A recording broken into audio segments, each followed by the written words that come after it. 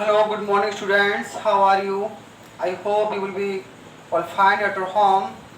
Today I am going to explain in your English Flamingo in the potty section point number 3 keeping quiet. Clear, so I request you to all please take your book and open the point number 3 keeping quiet and try to understand the words I am going to explain. सबसे पहले poem को start करने से पहले मैं आपको poem के बारे में कुछ बता देना चाहता हूँ।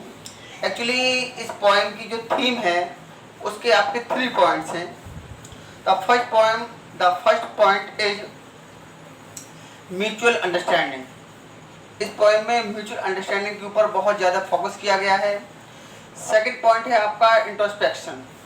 इंट्रोस्पेक्शन मीन्स आपका होता है सेल्फ एनालिसिस, अपने आप का आत्म विश्लेषण करना, अपना सेल्फ इवोल्यूशन करना। एंड द 3 पॉइंट है आपका पीस एंड यूनिटी। जो आपकी फुल पोएम है उसकी जो थीम है आपकी वो पीस एंड यूनिटी के ऊपर ही आपकी पूरी दी गई है। यानी कि जो आपका पोएट है पेब्लो नेरूदा, वो आपको लास्ट में मैसेज देना चाहता है कि ये पूरा जो हमारा यूनिवर्स है या जो हमारा अर्थ प्लैनेट है या जो हमारा संसार है, हमारा वर्ल्ड है, उसका जो बेस है वो पीस एंड यूनिटी होना चाहिए। और हर इंसान को, एवरी ह्यूमन बींग्स को एक म्यूचुअल अंडरस्टैंडिंग होनी चाहिए आपस में।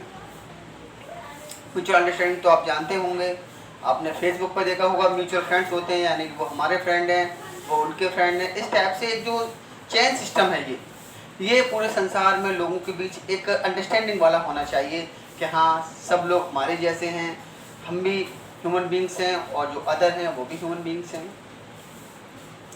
और आपका जो एक आपका थर्ड पॉइंट है आपका इंट्रोस्पेक्शन। तो इंट्रोस्पेक्शन आपका सेल्फ एनालाइजिंग होता है।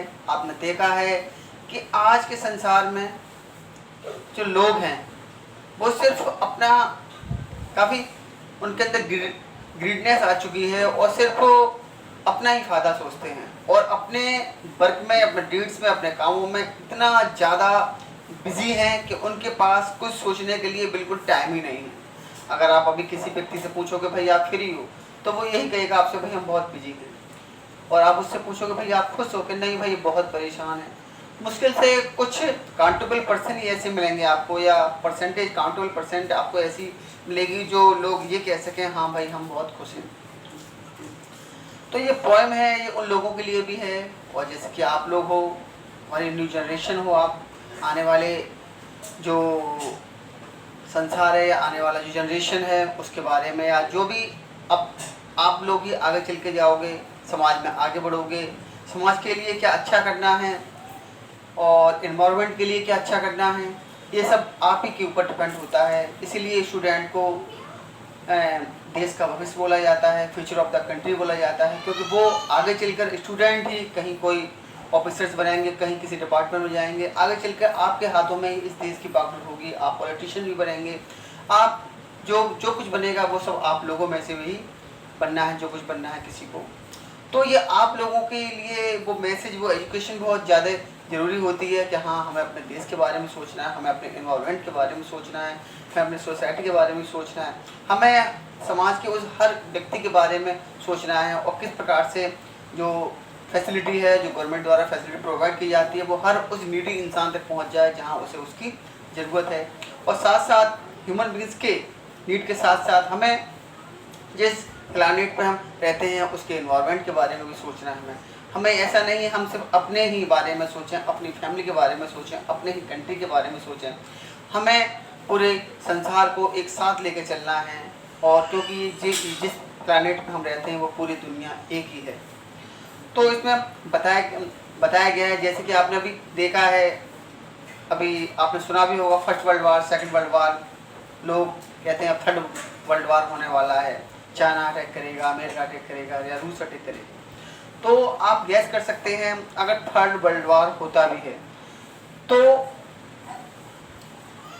ओल्ड एज की कंपेयरिंग में या हिस्ट्री की कंपेयरिंग में अब जो थर्ड वर्ल्ड वार होगा वो कितना फियरफुल होगा, कितना हॉररफुल होगा और कितना डेस्ट्रॉयफुल होगा। क्या शायद कहीं कोई कुछ बच पाएगा, क्योंकि अब जो वर्ल्ड है वो एक एक्सप्लोशन के हीप पे बैठा हुआ है, एक बारूद के ढेर पे बैठा हुआ है। कोई भी कंट्री पीछे नहीं है, सबके पास अपने ऑटोमेटिक वेपन्स हैं, आर्म्स हैं और न्यू टेक्नोलॉजी हैं। अभी आप देख रहे हो हमारे देश इंडिया का और चाइना काफ़ी गर्म चल रहा है मामला, और उधर अमेरिका ने भी वहाँ आपका इंडियन ओशन है उसमें काफ़ी अपने नेवी वगैरह के जो आपके जहाज़ हैं वो भेज दिए, शिप वगैरह भेज दिए हैं। तो वो तो एक अलग मैटर है, लेकिन ये पोएम है, इन सारी चीज़ों को, ये बातें मैं आपको इसलिए बता रहा हूँ क्योंकि ये सारी चीज़ें आपको इस पोएम में देखने को मिलेंगी। ये सारी चीज़ें आपको इस पोएम से आप जब पोएम को मैं एक्सप्लेन करूँगा तो आप इन सारी चीज़ों को रियलाइज़ करोगे। ये सारी चीज़ें इस पोएम के अकॉर्डिंग आती हैं या, और इन सारी चीज़ों को आपको बताना बहुत ज़्यादा नेसेसरी है। तो आप लेकिन जो फुल थीम है पोएम की वो आप उसको बहुत अच्छे से याद रखना, क्योंकि सारे क्वेश्चन हैं वो सिर्फ आपके उनके 3 पॉइंट है, इन 3 वर्ड्स से, इन 3 पॉइंट से सारे क्वेश्चन आंसर ही आपको सॉल्व करने हैं। पहला आपका बता दिया है म्यूचुअल अंडरस्टैंडिंग, सेकंड बता दिया है आपको इंट्रोस्पेक्शन, और थर्ड बता दिया है आपको पीस एंड यूनिटी। पूरे फुल पोएम है आपकी जो, या फुल क्वेश्चन आंसर है इसके आपके इन 3 वर्ड से, 3 वर्ड से, या जो आपके 3 पॉइंट्स हैं, इन 3 पॉइंट से आपके सारे क्वेश्चन आंसर आपके सॉल्व हो जाएंगे। कोई भी क्वेश्चन आंसर ऐसा नहीं होगा जो इन 3 पॉइंट से सॉल्व ना हो। तो इन 3 चीज़ों को आप ध्यान से सुनना, म्यूचुअल अंडरस्टैंडिंग, आपका सेकंड इंट्रोस्पेक्शन या सेल्फ एनालाइजिंग, और थर्ड आपका पीस एंड यूनिटी। ठीक है, तो आपको इन 3 वर्ड्स को ध्यान में रखते हुए अब मैं आपको पोएम एक्सप्लेन कर रहा हूँ, और ये देखना है इन 3 वर्ड्स के इसमें क्या आपके मीनिंग बताए गए हैं और कहाँ कहाँ पे ये वर्ड्स आपके आए हैं। वैसे ये जो वर्ड्स मैं आपको बता रहा हूँ ये इसमें कम देखने को मिलेंगे, लेकिन मैंने आपको थीम बता दी है। फर्स्ट लाइन है आपकी, now we will count to 12 and we will all keep still. Word कह रहा है now we will count to 12 and we will all keep still. अब हम 12 तक काउंट करेंगे, 12, 1 2 3 4 5 6 इस टाइप की ये आपकी काउंटिंग है। आप कहेंगे सर ये तो हमने काउंट कर लिया, लेकिन आपको मैं एक और इस लाइन के बैकग्राउंड में आपको और एक बात बता देना चाहता हूँ। कभी कभी आप जो आपके साइकिट्रिस्ट होते हैं आपके, या कभी कभी किसी को बहुत ज़्यादा टेंशन हो जाती है, कभी कभी कोई कुछ मेंटल प्रॉब्लम हो जाती है, कभी किसी को जो हमारे साइकोलॉजिस्ट होते हैं या साइकिट्रिस्ट होते हैं वो, या किसी को गुस्सा बहुत ज़्यादा आता है, किसी का टेम्पर बहुत हाई रहता है, तो आपने देखो कुछ लोग तो बॉल दे देते हैं हैंड में करने के लिए। कभी आपको गुस्सा है तो इस बॉल को आप पुश करना, आप इस बॉल को आप दबाना, तो आपका थोड़ा टेम्पर आपका डाउन हो जाएगा या बीपी आपका डाउन हो जाएगा। कुछ साइकिट्रिस्ट होते हैं, ये भी उनकी फिलॉसफी होती है कि अगर आपको बहुत ज़्यादा गुस्सा आ रहा है तो आप काउंटिंग करना शुरू कर दीजिएगा, 1 2 3। अब ये नहीं है 12 तक ही काउंट करिएगा, आप 100 तक भी काउंट कर सकते हैं, तो आपका थोड़ा आपका उससे कंट्रोल हो जाएगा। कुल मिला के साइकिट्रिस्ट होते हैं मेंटल प्रॉब्लम, वहाँ पर उनका जो माइंड है हमारा उन चीज़ों से हटाकर आपको कहीं और की डाइवर्ट करना होता है, तो वो चीज़ें फिर हमारा कुछ हार्मोन्स वगैरह हैं वो फिर जनरेट नहीं होते हैं और हमारा बॉडी कंट्रोल में आ जाती है। तो यहाँ पर ये मैंने आपको इसका बैकग्राउंड बता दिया, लेकिन यहाँ पर जो आपकी लाइन बताई गई है और we will count to 12 and we will keep all still, यहाँ पर 12 काउंट का मतलब यहाँ पर 12 आवर्स में हो सकता है कि आप 12 आवर्स तक आप काउंट करिएगा, 12 आवर्स तक आप थोड़ा स्टॉप हो जाइएगा, या 12 मंथ भी हो सकते हैं आपके, आप 12 मंथ तक आपकी सोचिएगा। बता रहे हैं नाउ वी विल काउंट, अब हम 12 तक काउंट करेंगे and we will all keep, और हम सब लोग अब स्टिल हो जाएंगे, शांत हो जाएंगे, कुछ नहीं करेंगे हम लोग 12 आवर्स तक या 12 मंथ तक। अब 12 मंथ तो काफ़ी हो जाएगा, 12 आवर्स कर सकते हैं, लेकिन यहाँ पर पोएम का जो बेस है उसमें बताया गया 12 मंथ। यहाँ पर पोएट ने ये क्लियर नहीं किया है कि 12 आवर्स हैं या 12 मंथ है क्या है, वो तो ये बोल रहा है आप 12 तक काउंट करिएगा, 12 सेकेंड, 12 मिनट या 12 आवर्स या 12 मंथ।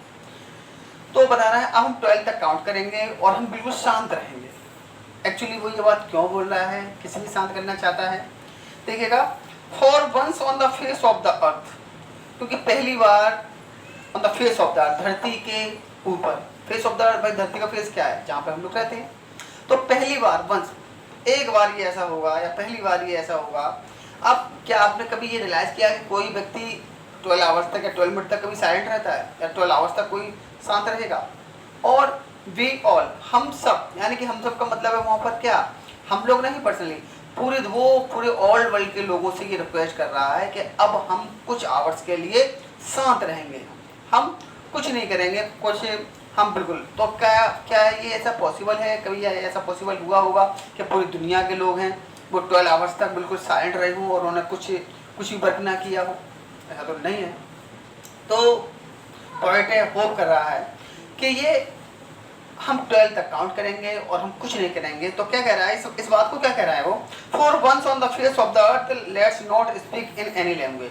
और पहली बार दुनिया के चेहरे पर या दुनिया के ऊपर या इस अर्थ के ऊपर पहली बार ऐसा होगा, let's not speak any language, कि हम कोई भी लैंग्वेज यूज ही नहीं करेंगे। यानी कि हम सब लोग चुप रहेंगे, हम कुछ नहीं करेंगे, बिल्कुल शांत हो जाएंगे। क्योंकि लैंग्वेज से वो उसका मीन्स ये है कि लैंग्वेज क्या होता है, एक बैरियर की तरह काम करती है, एक रुकावट डालती है। हम किसी से बात करते हैं या हम कहीं किसी अदर कंट्री में जाते हैं या हम अदर कंट्री के लोगों से बात करते हैं, तो जो लैंग्वेज होती है हमारी, वो एक हमारे उन लोगों से अपनी बात पहुंचाने में एक रोड़ा बनती है, एक बैरियर की तरह काम करती है। अब मान लीजिए अभी हम लोग हैं, किसी चाइनीज से बात करें तो क्या हम अपनी बात उसको बोल सकते हैं, उसको समझा सकते हैं? नहीं समझा सकते। या हम और किसी ब्रिटिश इंग्लिश में तो बात कर लेंगे हम, और आपकी स्पेनिश है या चाइनीज़ है या जो भी आपकी अलग अलग लैंग्वेज है, आपकी टर्कीज वगैरह है, तो क्या हम अपनी बात उन सबको समझा सकते हैं? नहीं समझा सकते हैं। तो बता रहे हैं, तो पहली बार धरती पर सब लोग चुप रहेंगे और पहली बार धरती पर ऐसा होगा कि कोई भी व्यक्ति संसार का कोई भी लैंग्वेज यूज नहीं करेगा। लेट्स स्टॉप फॉर 1 सेकंड, और फिर सब लोग चुप हो जाएंगे, पूरी दुनिया के लोग कोई भी लैंग्वेज यूज नहीं करेंगे। तो बता रहे हैं लेट्स स्टॉप 1 सेकंड, और एक स्टॉप के लिए बिल्कुल बिल्कुल चुप हो जाएंगे, कुछ नहीं करेंगे बिल्कुल भी। And not move our arm so much, और सो मच इतने ज़्यादा, और हम अपने आर्म्स को भी इतने ज़्यादा नहीं चलाएंगे। अब यहाँ आर्म्स बताया गया है, यहाँ पर आपके 2 मीन्स है आर्म्स के। एक तो जो दुनिया हमेशा फायरिंग में लगी रहती है, बॉर्डर्स पे हमेशा फायरिंग होती रहती है, एक वो आर्म्स होते हैं, वेपन्स भी होते हैं आर्म्स, आपने सुना होगा आर्म्स, वेपन्स को आर्म्स भी बोलते हैं। तो पहली बार इतने अधिक जो आर्म्स यूज करते हैं वो हम नहीं करेंगे। और सेकंड आपका मीन्स ये भी है इसका कि जो हम मतलब इतने साइलेंट हो जाएंगे, हम इतने स्टिल हो जाएंगे, इतने हम एकदम स्टे हो जाएंगे एकदम, कि हम अपने हाथों को भी यूज नहीं करेंगे। यानी कि हाथों से भी कुछ काम नहीं करना है, हमें बिल्कुल एकदम स्टैचू की तरह बन के रहना है। हम अपने आर्म्स यूज करेंगे, या वेपन जो यूज करते हैं उनके लिए वेपन के लिए बोला गया है, हम वेपन यूज नहीं करेंगे, या किसी की हत्या वगैरह नहीं करेंगे, किसी को नुकसान नहीं पहुंचाएंगे। और जो हम अपने हैंड से एक्टिविटी भी करते हैं अपने आर्म से, वो भी हम कुछ नहीं करेंगे। ऐसा नहीं है कि हम चुपचाप लेकिन हमारे हैंड चल रहे हैं। तो जब तक हम अपना माइंड को साइलेंट नहीं करेंगे, हमारे हैंड्स तो करते रहेंगे, जहाँ पूरी बॉडी हमारी एकदम स्टिल हो जाएगी तो हम कुछ नहीं कर पाएंगे। तो बता रहा है कि पहली बार ऐसा होगा, and not move our arms so much, हम अपने हाथों को या अपने वेपन्स को या आर्म्स को या हथियारों का इस्तेमाल हम नहीं करेंगे। It would be an exotic movement. अब बताइए, क्या कभी ऐसा होता है कि क्या कभी ऐसा पॉसिबल है कि दुनिया के लोग बिल्कुल कुछ ना करें, बिल्कुल स्टिल हो जाएं? और अगर ऐसा वास्तव में ऐसा हो जाता है पॉइंट के अकॉर्डिंग कि दुनिया के लोग कुछ भी ना करें, बिल्कुल चुप हो जाएं, जो जैसा बैठा है वो बैठा रहे, कोई लेटा है तो लेटा रहे, कोई खड़ा है तो खड़ा रहे, या सभी लोग बैठ जाएं, या सभी लोग स्टैंडिंग हो जाएं, या सभी लोग एकदम लाइंग हो जाएं, लेट जाएं, मतलब कुछ ना करें, हमें कुछ नहीं करना, स्टिल रहना, शांत रहना, स्थिर रहना एकदम। तो बता रहा है कि तो ऐसा अगर हो जाएगा तो ये कुछ अजीब सा नहीं लगेगा आपको? ये जो एक मूवमेंट आएगा, कुछ ऐसे मूवमेंट्स आएंगे, कुछ पल या 12 सेकंड या 12 आवर्स, अगर पूरी दुनिया के लोग ऐसे हो जाएंगे तो क्या ये एक थोड़ा स्ट्रेंज नहीं होगा? कुछ अजीब सा नहीं होगा? ये जो मूवमेंट होगा ये एक स्ट्रेंज मूवमेंट की तरह नहीं होगा, एक अजीब सा पल होगा ये कि पूरी दुनिया के लोग स्टिल हैं, जैसे कि उनको एकदम स्टैचू कर दिया है तो वहीं के वहीं सब लोग फिक्स हो गए अपनी जगह पर। तो ये कैसा लगेगा? एक स्ट्रेंज मूवमेंट लगेगा ना आपको, एक अजब सा लगेगा, एक अजीब सा पल लगेगा आपको। तो पॉइंट कह रहा है it would be an exotic movement, ये जो पल होगा ये एक्सोटिक मूवमेंट होगा। एक्सोटिक मतलब है स्ट्रेंज, अजीब सा, ये एक लम्हा होगा, ये एक ऐसा पल आएगा, एक ऐसा मूवमेंट आएगा, ये एक्सोटिक होगा। एक्सोटिक मतलब क्या बताया यहाँ पर? अजीब, स्ट्रेंज, एक अजीब सा या एक स्ट्रेंज मूवमेंट होगा जब पूरी दुनिया के लोग स्टिल हो जाएंगे और कोई कुछ नहीं करेगा। विदाउट रश कैसा होगा? ये एक ऐसा मूवमेंट होगा, एक ऐसा स्ट्रेंज मूवमेंट होगा जिसमें विदाउट रश, जिसमें ये बिना रश के होगा, कोई भी रश में नहीं होगा, कोई भी जल्दी में नहीं होगा कि भाई वहाँ जल्दी जा रहे हैं, कोई बाइक चला रहा है, कोई अपनी कार चला रहा है, कोई अपनी एरोप्लेन में जा रहा है, तो एक ऐसा होगा कोई कुछ नहीं करेगा, बताओ किसी को कहीं जाने को जल्दी नहीं होगी, सब लोग वहीं पर उनको स्टैचू सा कर दिया जाएगा या स्टैचू से हो जाएंगे, और किसी को कोई जल्दी नहीं, किसी को कोई हड़बड़ी नहीं हुई, कोई कुछ काम नहीं करेगा जो विदाउट रस के होगा, विदाउट इंजन के होगा।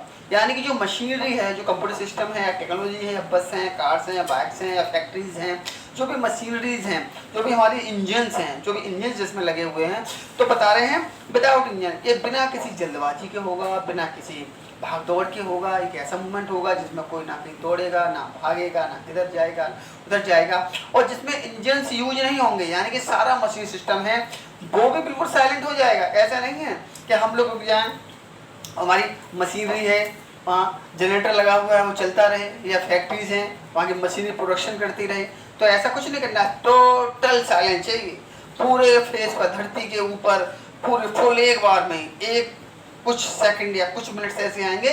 ये पॉइंट ऐसा होप कर रहा है, इमेजिन कर रहा है कि धरती के लोग बिल्कुल साइलेंट हो जाएंगे, मशीनरी भी नहीं यूज होगी। ये जो पल होगा वो तो वास्तव में एक्सोटिक होगा, बिल्कुल शांत हो जाएगी, कहीं से कोई एक चींटी भी रेंगने की आवाज़ नहीं आएगी। वैसे तो चींटी रेंगने की आवाज़ सुनाई नहीं पड़ती है, लेकिन ये आपको बोल दिया जाता है, सॉरी जू रेंगने की भी आवाज़ बोलते हैं इसको, मतलब बिल्कुल साइलेंट रहना है, स्टिल रहना है। बता रहे हैं we would all be together in a sudden stranger, और ये अचानक से अगर ऐसा कुछ हो जाएगा अचानक, तो ये सडन जो स्ट्रेंजनेस होगी, ये जो अचानक स्ट्रेंजनेस होगी, ये जो एकदम एक्सोटिकनेस होगी, ये आपकी जो एकदम अजीब से पल आएंगे, तो इसमें क्या होगा, we would all be together, तो हम तब हमें ये मान लिया जाएगा, कोई हमें अमेरिकन नहीं कहेगा, कोई हमें इंडियन नहीं कहेगा, कोई हमें चाइनीज नहीं कहेगा, कोई हमें स्पेनिश नहीं कहेगा, कोई हमें जर्मन से नहीं कहेगा। या क्यों, हम लोग किस नाम से, क्योंकि हम अलग अलग कंट्री में रहते हैं, हम अलग अलग डिफरेंट लैंग्वेज यूज करते हैं, तो हमें हमारे लैंग्वेज के अकॉर्डिंग भी हमें आइडेंटिफाई किया जाता है। तो पहला एक ऐसा पल होगा, ये सडन स्ट्रेंजनेस होगी, एक अजीब सा पल होगा, we would all be together, जहाँ पूरी दुनिया के लोग हैं वो एक साथ हों। हालांकि सब लोग अलग अलग होंगे, वो हम अपने देश में होंगे, वो अदर कंट्री में होंगे, लेकिन पॉइंट ऐसा इमेजिन कर रहा है कि अगर ऐसा हो जाए तो हम सब दुनिया के लोग एक साथ हो जाएंगे। अब एक साथ कैसे हो जाएंगे, मान लीजिएगा अभी कोई डेट है, या अभी आपका इंडिपेंडेंस डे आ रहा है, हमारा 15 अगस्त आ रहा है, तो 15 अगस्त पर क्या होता है, सब लोग अपना फ्लैग फलिंग करते हैं, झंडा फहराते हैं, हम लोग नेशनल एंथम प्ले करते हैं, से करते हैं, गाते हैं। तो उसमें क्या होता है, पूरे हम लोग हैं तो अपने स्कूल में, हम तो अपने स्कूल में होते हैं, लेकिन जहाँ जहाँ स्टूडेंट्स होते हैं या टीचर्स होते हैं या पूरी दुनिया के लोग होते हैं, या सॉरी हमारी कंट्री के लोग होते हैं, वो तो अपने सब जगह अपने अपने उसी नेशनल एंथम बोल रहे होते हैं। तो सब लोग होते तो एक साथ हैं, सबके मन में फीलिंग तो एक ही होती है, एक साथ ऑल टुगेदर का मतलब यहाँ बताया गया है कि फीलिंग सबकी एक जैसी होनी चाहिए। उस समय हम दूर, हमारी बॉडी तो दूर होगी हमारी, लेकिन हमारी जो फीलिंग्स होगी हमारी, वो एक म्यूचुअल अंडरस्टैंडिंग वाली होगी। हम उस समय दूसरों के बारे में सोच रहे होंगे, हम उस समय वो हमारे बारे में सोच रहे होंगे, हम किसी और के बारे में सोच रहे होंगे। एक यहाँ जो म्यूचुअल अंडरस्टैंडिंग होगी, जो वो पॉइंट यहाँ पर एक्सप्लेन करना चाह रहा है कि उस समय अगर ये सडन स्ट्रेंजनेस हो जाती है धरती पर पहली बार, एक बार अगर ये धरती पे ऐसा कुछ हो जाता है कि कुछ मिनट्स के लिए लोग साइलेंस हो जाते हैं और सारा मशीन सिस्टम बंद हो जाता है, कहीं किसी को जाने की जल्दी नहीं होती है, सब लोग स्टिल हो जाते हैं, तो ये सडन स्ट्रेंजनेस जो होती है, या जो एकदम ये जो एक्सोटिक मूवमेंट आएगा, जो देखने को मिलेगा, अजीब सा पल देखने को मिलेगा, इसमें सब लोग एक साथ होंगे, ऑल टुगेदर हो जाएंगे, एक दूसरे के बारे में सब लोग म्यूचुअल अंडरस्टैंडिंग कर रहे होंगे। और क्या कर रहे होंगे, और वहाँ पर क्या होगा, वहाँ पीस क्रिएट हो जाएगी। वहाँ जब सब लोग ऑल टुगेदर होंगे, सब एक दूसरे के बारे में सोच रहे होंगे, तो संसार के बीच में एक यूनिटी क्रिएट हो जाएगी। सबसे पहली बात तो वहाँ पीस हो जाएगी, पूरी धरती पर, पूरे प्लेनेट पर पीस ही पीस होगी, शांति शांति होगी, सारी कंट्री में शांति, कितना एकदम जो आपका नॉइज पोल्यूशन बिल्कुल साइलेंट हो जाएगा और एकदम पीस हो जाएगी धरती पर। और क्या होगा, यूनिटी, सब लोग यूनाइटेड भी हो जाएंगे जब एक दूसरे के बारे में सोचेंगे। और वहाँ क्या करेंगे, वहाँ क्या करना है, वहाँ इंट्रोस्पेक्शन करना है, वहाँ पर क्या करना है, अपना सेल्फ एनालाइजिंग करना है, अपना सेल्फ एवोल्यूशन करना है। अरे भाई हम क्या कर रहे हैं, हम अपने देखो, हम अपने भाइयों को कैसे मार रहे हैं, या अब देखो हम अपने एनवायरनमेंट के बारे में सोचें। हम कुल मिला के सब लोग कुछ इस देश का, इस प्लैनेट का, इस अर्थ के बारे में कुछ पॉजिटिव सोचेंगे, तो इसलिए सब लोग एक साथ होंगे। आगे बता रहे हैं fisherman in the cold sea would not harm whales. अब यहाँ फिशरमैन से बताया गया है, fisherman in the cold sea would not harm sea. जो शांत समुद्र हमारा होगा, कोई सी होगा हमारा शांत समुद्र होगा, उसमें क्या होगा, सब चीज़ साइलेंट हो जाएगी, ठीक है। हालांकि वेव्स वगैरह तो आती रहेंगी। तो बताइए फिशरमैन से या जो मछुआरे होंगे वो समुद्र में जाकर मछलियों को हार्म नहीं करेंगे, यानी कि क्या नहीं करें। और वो भी, अब आपने देखा वो फिशरमैन का काम होता है डेली वहाँ पे फिशिंग करना है उनको। अब डेली फिशिंग करते हैं तो आपको मालूम है कितने टन्स के हिसाब से, कितनी लार्ज नंबर्स में या कितनी बड़ी क्वांटिटी में जो फिश होती हैं वो उनको हार्म पहुंचा रहे हैं, उनको वो ख़त्म कर रहे हैं। भाई कितना बड़ा बिजनेस है फिश का। फिश बहुत बड़ा कारोबार होता है फिश का। आपने देखा होगा मूवीज़ वगैरह में, बॉम्बे वगैरह में कितने फिश आपकी डेली सेल हो जाती है। तो कितना वो समुद्र की सी, जो हमारी सी लाइफ है उसको कितना हार्म पहुंचा रहे हैं फिशरमैन। तो जब पूरी दुनिया के लोग एक बार रुक जाएंगे तो फिशरमैन भी तो रुक जाएंगे, क्योंकि सब लोगों से बोला गया है। तो उस समय वो फिशरमैन उन फिशेस को हार्म नहीं पहुंचा पाएंगे, यानी कि जो फिश होंगे वो कुछ मिनट के लिए, कुछ आवर्स के लिए अपनी लाइफ और जी लेंगे और वो उनका हार्म होने से बच जाएगा। यानी कि जो हमारी सी लाइफ है कुछ आवर्स के लिए या कुछ मिनट्स के लिए वो बच जाएगी और वो उतनी लाइफ अपनी और जी लेंगी, यानी कि उनको हार्म नहीं पहुँचा। यहाँ ठीक है, यहाँ फिशरमैन से मतलब उन लोगों से भी है जो किसी न किसी फॉर्म में हमारे एनवायरनमेंट, कोई फिशर है सी, जो हमारी सी लाइफ है वो हमारे एनवायरनमेंट से रिलेटिव है। तो यहाँ फिशरमैन से, यहाँ पे एक फिशरमैन से एक नेम दे दिया गया है, लेकिन एक्चुअली उन लोगों को यहाँ हाईलाइट किया गया है जो हमारे एनवायरनमेंट को किसी न किसी रूप में हार्म पहुँचा रहे हैं, चाहे वो फिशरमैन के रूप में हो या पुटकटर के रूप में हो या हमारे और भी या जो पॉल्यूशन फैलाने वाले लोग हैं उनके रूप में हो। आगे बता रहे हैं, and the man gathering salt would look at his hurt hand, और द मैन गैदरिंग साल्ट, और यहाँ पर अब यहाँ उन लोगों के बारे में बताया गया गैदरिंग साल्ट। कुछ आपने देखा होगा जो साल्ट हैं, साल्ट गैदर्स होते हैं, समुद्र किनारे होते हैं आपके, आपने देखा होगा साल्ट के बारे में, तो आपने पढ़ा होगा साइंस में। साल्ट है उसकी फार्मिंग होती है पूरी, उसको कैसे फ्रिज किया जाता है, जमाया जाता है, उसको साइलेंट किया जाता है तो आपका नमक उससे आ जाता है, फिर उसे एकदम गैदर कर लिया, करेक्ट कर लिया जाता है। तो आपने देखा होगा जो साल्ट गैदर्स होते हैं, अब आपको मालूम है साल्ट है वो तो बॉडी को पूरा गला ही देता है, बिल्कुल काफ़ी मतलब हार्मफुल होता है बॉडी के लिए, बॉडी को गला देता है। तो बता रहे हैं जो साल्ट गैदर्स हैं वो भी तो कुछ देर के लिए रुक जाएंगे। जब पूरी दुनिया के लोग एक कुछ मिनट के लिए स्टॉप हो रहे हैं तो वो साल्ट गैदर भी रुक जाएंगे, फिशरमैन भी रुक जाएंगे, साल्ट गैदर भी रुक जाएंगे। तो वहाँ क्या बता रहे हैं, would look at his hurt hand, तो जब वो कुछ देर के लिए रुक जाएंगे, साल्ट गैदरिंग नहीं करेंगे, तो कम से कम वो हर्ट हैंड, उनके जो घायल हाथ हैं उन हाथों को तो वो देख लेंगे अपने।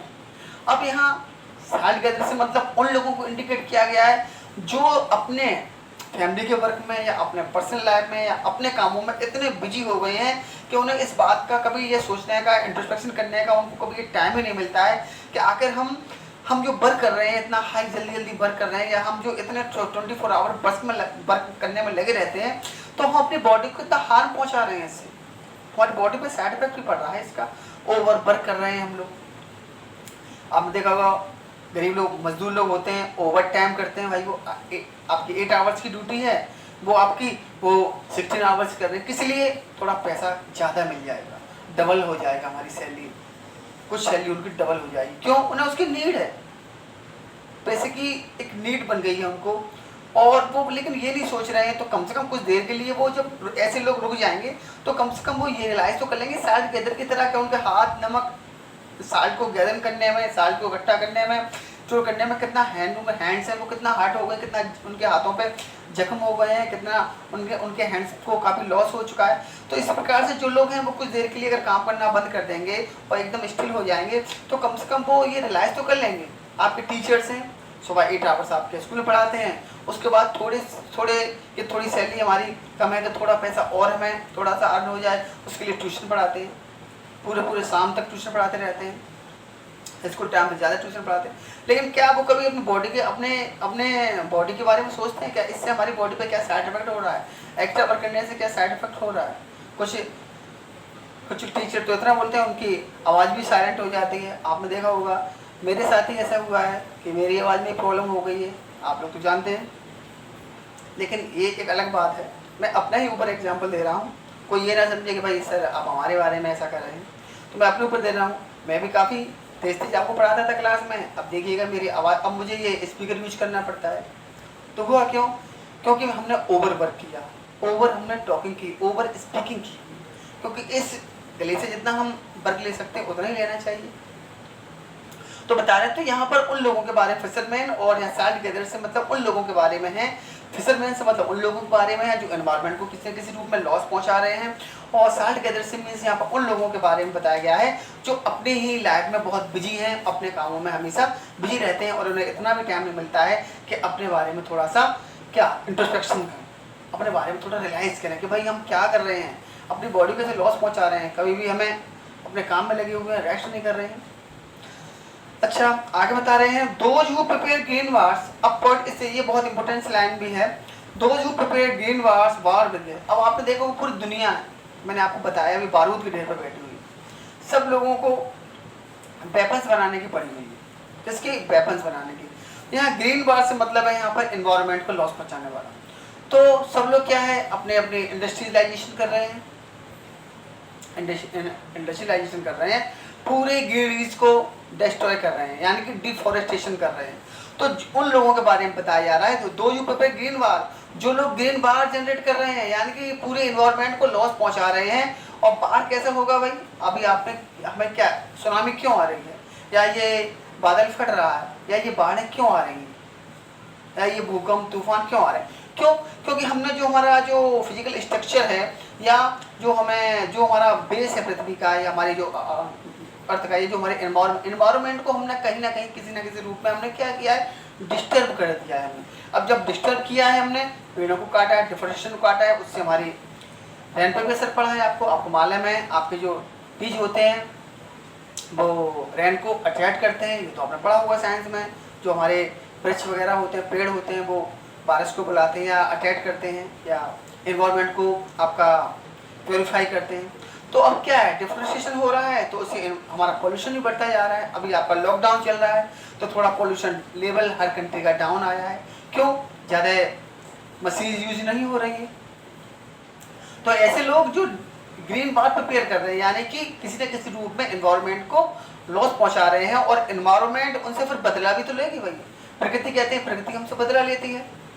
तो एक बारी तो जनरेट कर रहे हैं हम, किसके खिलाफ? एनवायरनमेंट के खिलाफ। एक हम ऐसा युद्ध छेड़ रहे हैं एनवायरनमेंट के खिलाफ, एनवायरनमेंट को लॉस पहुंचा के हम एनवायरनमेंट के खिलाफ एक युद्ध की कंडीशन बना रहे हैं कि वो हमसे बदला ले। एक तो उन लोगों के बारे में बोला जा रहा है। सेकंड थिंग है बार विद गैस, या वो लोग जो गैसों का यूज कर रहे हैं। आप देखो केमिकल वेपन्स आपके यूज पर बहुत सारी कंट्री, अमेरिका है, रूस है, केमिकल वेपन, चाइना है, केमिकल वेपन जनरेट कर रहे हैं।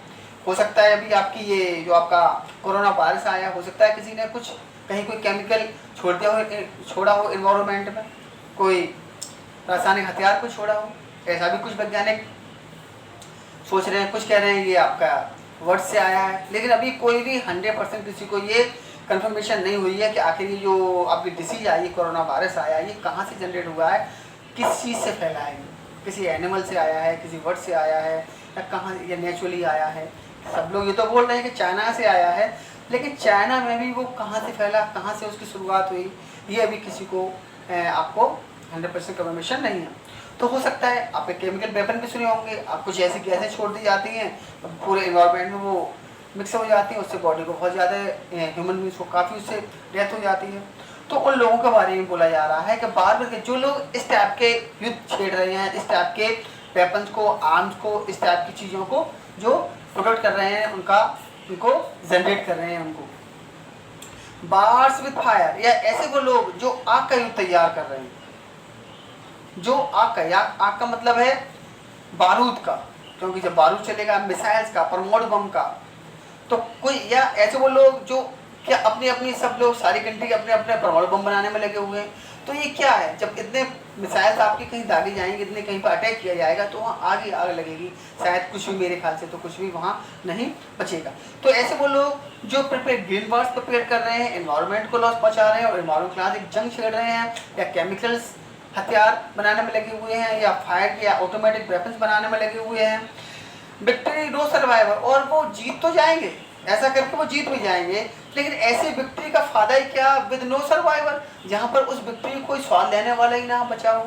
यानी कि अगर हम ये जीत भी जाते हैं, हम अभी हमारे कंट्री का या अदर कंट्री किसी दो कंट्री का युद्ध, रूस का अमेरिका का मान लीजिए युद्ध हो जाता है, तो रूस अमेरिका पूरे बर्बाद हो जाएंगे, लाखों करोड़ों लोगों की डेथ हो जाएगी। और हो सकता है दोनों में कोई एक कंट्री जीत जाए, या अमेरिका या चाइना पर अटैक कर देता है अमेरिका भी, तो हो सकता है चाइना का वो 80-90% चाइना को डिस्ट्रॉय भी कर दे, या अमेरिका भी 40-50% बर्बाद हो जाए।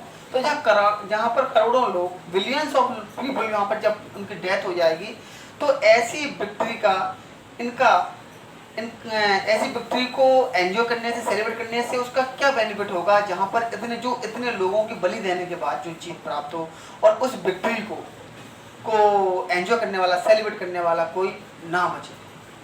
ऐसी विक्ट्री से क्या फायदा? तो बता रहे हैं विक्ट्री पर नो सर्वाइवर, एक ऐसी जीत तो मिलेगी लोगों को जो लोग युद्ध की तैयारी कर रहे हैं, नो सर्वाइवर, यहाँ पर कोई जीवित नहीं बचेगा।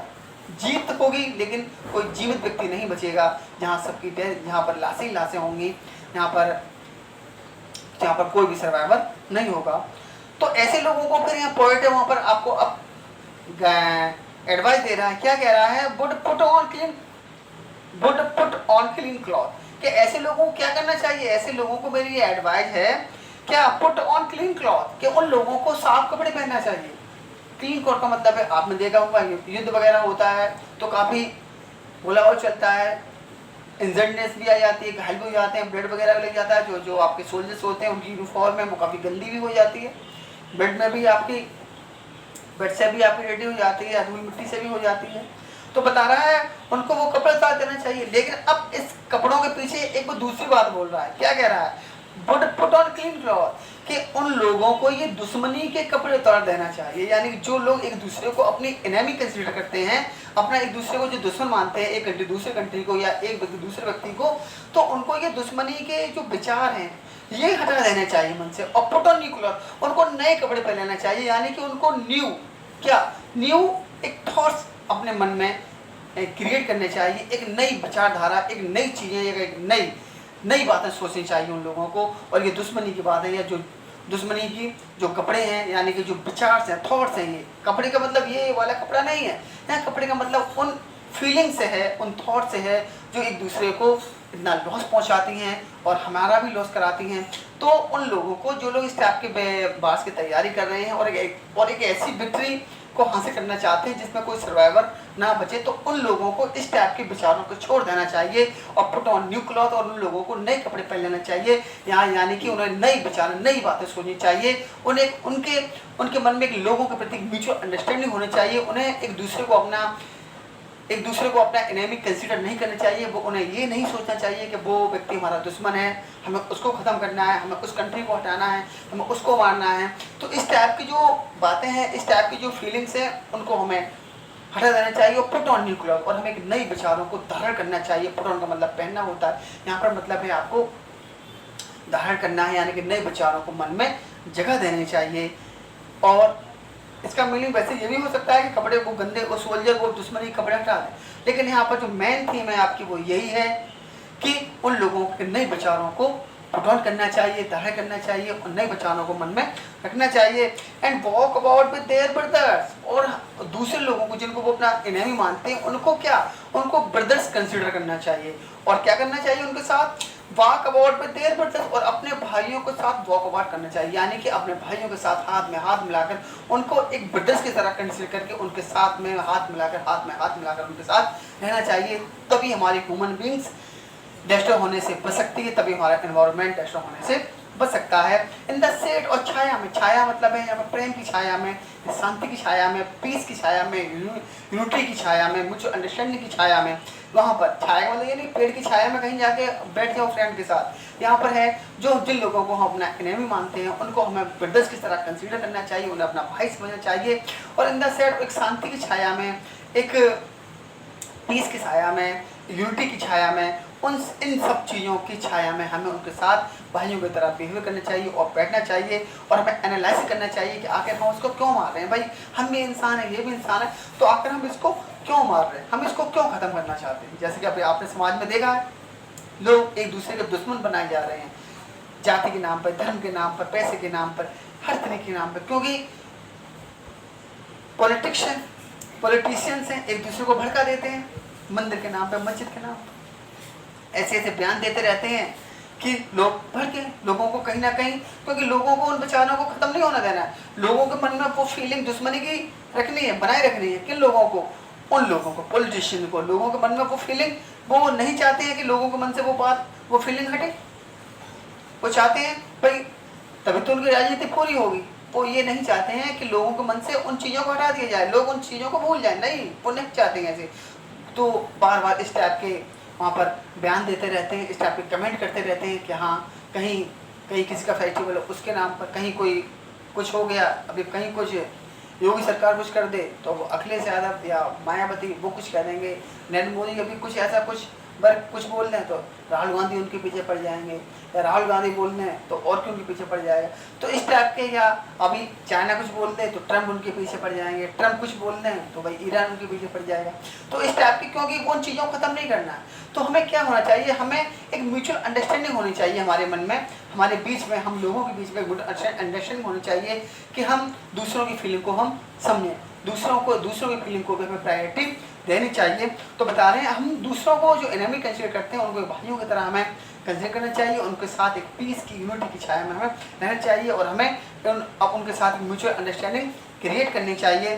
डूइंग नथिंग, कुछ ना करके, यानी कि और कुछ नहीं करना है, हमें कुछ नहीं करना, हमें वहाँ वर्क करना है। क्योंकि कुछ ना करने का मतलब यहाँ पर जब हम शांत हो जाएंगे कुछ मिनट के लिए, तब ये ऐसा पॉसिबल होगा।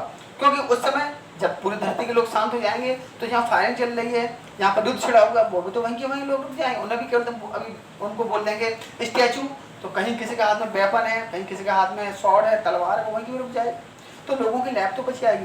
फिर उस टाइम के लिए जब उन लोगों को बोल देंगे स्टैचू, या एकदम स्टे हो जाएंगे, तो उस समय उन लोगों को क्या करना चाहिएगा, लोगों को कुछ नहीं करना है। उन्हें सामने वाले को, जिसको वो मानना चाहते हैं, उनको एक भाई की तरह कंसीडर, जब वो सोचेंगे, वो उसके बारे में सोचेगा, एक दोनों के सामने एक म्यूचुअल अंडरस्टैंडिंग होगी, और वो ये वहाँ पर वो इंट्रोस्पेक्शन करेंगे, अपने आप को इंट्रोस्पेक्टिंग करेंगे, सेल्फ एनालाइज करेंगे, भाई हमारे हाथ में तलवार है, हम इसे क्यों मार रहे हैं, भाई हम इसको क्यों मार रहे हैं सामने वाले को।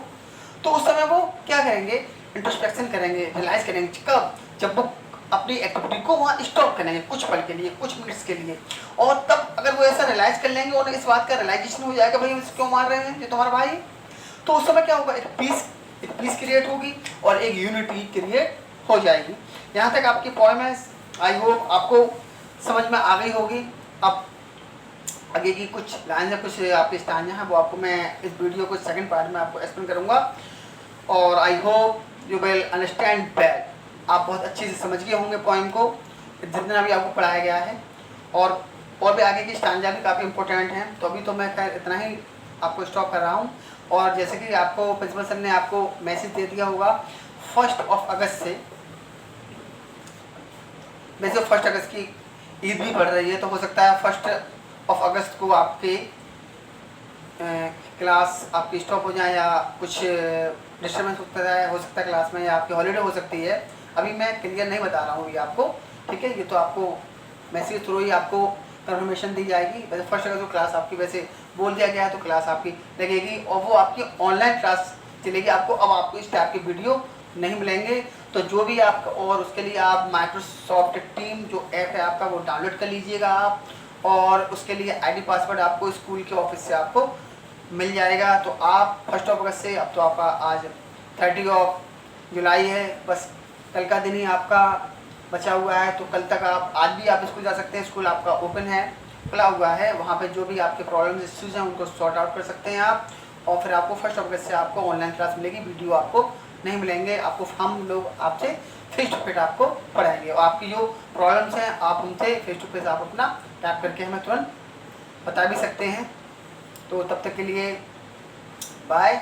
और आप पोएम को आप एक बार और सेल्फ स्टडी कर सकते हैं, आप उसे अच्छे समझ सकते हैं। और अगर कहीं कोई लाइन आपको समझ में नहीं आई है तो आप इस वीडियो के कमेंट बॉक्स में आप लिख सकते हैं, मैं आपको आंसर दे दूंगा, वहीं वो लाइन आपको एक्सप्लेन कर दी जाएगी। Have a good day.